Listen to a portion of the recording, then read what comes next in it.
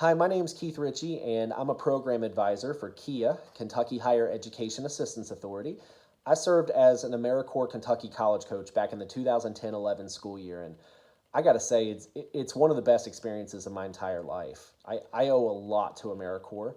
The skills I learned as a member, I still use on a day-to-day basis. I learned how to hustle, how to be persistent, how to attack each day with positive enthusiasm and look for opportunities that are all around us in order to face challenges and get things done.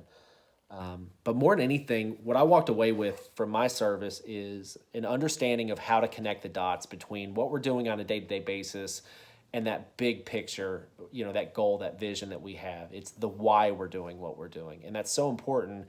And AmeriCorps fosters that mentality. As a college coach, we served in high schools around the state of Kentucky, and we would help students navigate career options and also just try to encourage and motivate them to be thinking about life after high school. What kind of post-secondary plans would be available in terms of college, technical school, military, whatever it is. We just wanted each student to have some kind of positive, productive plan to be working toward. But I remember, at the start of my service term, there would be students that didn't think college would be an option, not because of grades or a lack of drive, but in a lot of cases, financial concerns. But in AmeriCorps, we never give up. We use that persistence, that big picture perspective to remember why it's important to continue working with students and try to find ways to make it a little bit easier.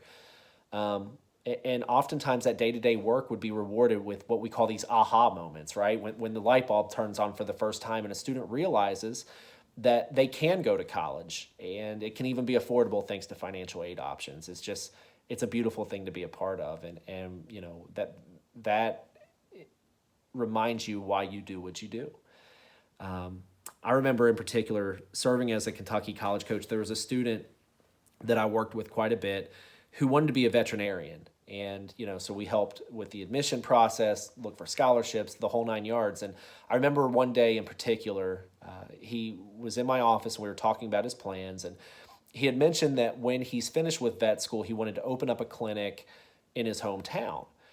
And to be honest, that kind of set me aback because by all accounts, I think the assumption from pretty much all the staff and faculty at the school would be that he would be a student that would go off to college and, would never look back.